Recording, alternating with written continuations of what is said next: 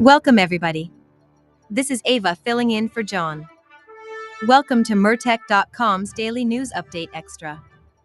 We are sharing a video snippet that provides no nonsense, common sense, logic, and truth. I am following this channel and given this video a thumbs up. The link to this video is in the description box below. Please follow Murtech on Rumble. Give me a thumbs up and share this information far and wide. This great news update will begin momentarily.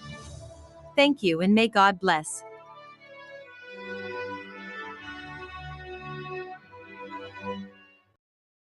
Well, speaking of delay, we were delayed in getting some information from the administration. I mean, we kind of knew because we have eyes and we can see. The American people saw it, obviously, throughout his presidency, even before the presidency.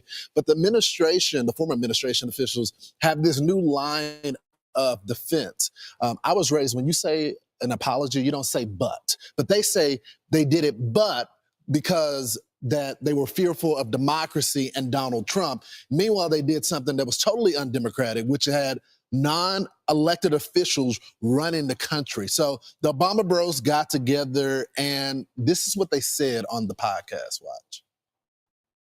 We went to the White House and saw Joe Biden, who had just come back from a trip, and he was, I don't think it wasn't as I think, egregious as what you hear in the audio around the Her Report. This was April of 2024. It was April, and he was rambling, and he was hard to follow, and he repeated a story. But then we were assured by people around him that he was just exhausted. I remember feeling, I want to talk about this as a huge liability. I want to talk about this as something Joe Biden can overcome.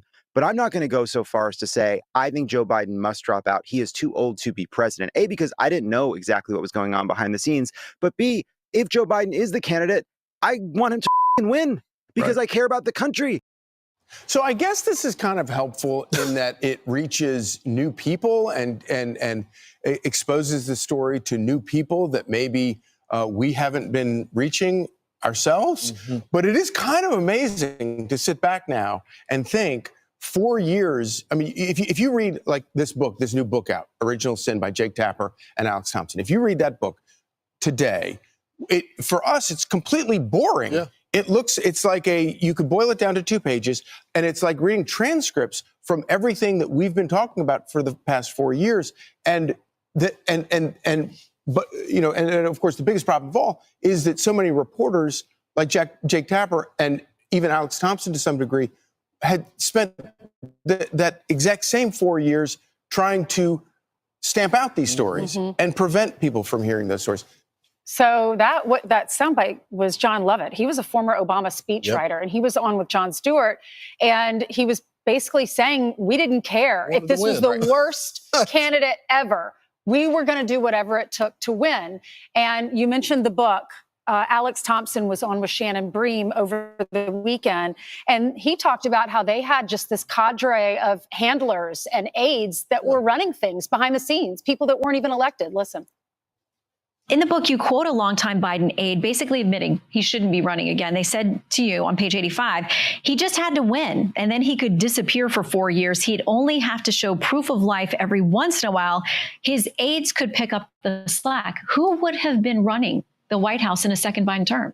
Well, this person went on to say that when you're voting for a president, you're voting for the aides around him. But these aides were not even Senate confirmed aides. These are White House aides. These were unelected people. And one of the things that really, I think, comes out in our reporting here is that if you believe, and I think a lot of these people do sincerely believe that Donald Trump was and is an existential threat to democracy, you can rationalize anything, including sometimes doing undemocratic things, which I think is what this person is talking about. This is clearly elder abuse. I mean, they literally are saying, we just need, just as long as he's alive, we'll keep propping him up. But I think it's the latter part of the conversation that deserves the investigation, which is the concession that, Ainsley, they knew the entire time, but they didn't want us to know about it. I think that part deserves hearings to figure out all the people in the cabinet that were doing the propping up. Absolutely. And for someone to tell those authors he'd only have to show proof of life every once in a while. This is the president of the United States. Imagine yesterday, Memorial Day. Imagine if you're a Gold Star family and you lost your loved one, your child, let's say, because of Afghanistan. Afghanistan, perfect example, under Joe Biden's administration. How upset would you be when the person in charge can't even run the show? People who weren't elected behind the scenes, we don't know them all. We're running the show, running the country. He's commander in chief. That title means something. You're commander in chief, and there's only one, and you get elected.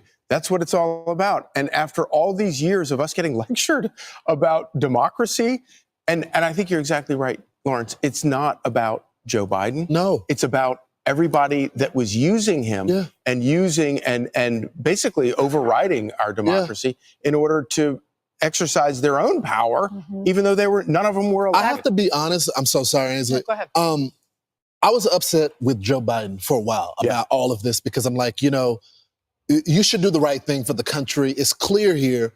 But judging by the book and all the accounts, no one told Joe Biden that he was in decline. Everyone hit it. All the accounts show that not only his family, but all the staffers. And then you put yourself with the elderly people that have been in our lives, that we had to take the keys away. They're all in denial about it, but you make the right decision for them and you say, hey, this is what's going on. We got to do this. We love you. We're going to be with you every step of the way. At no point does it say in the book or any of the accounts that they told the president things are bad now. Yeah, they had a responsibility to do that, and especially for the American people and for our troops. But I mean, to also know that he wasn't getting PSA tests. They didn't have the blood work. How amazing is that? It's incredible. This is the president of the United States. Incredible.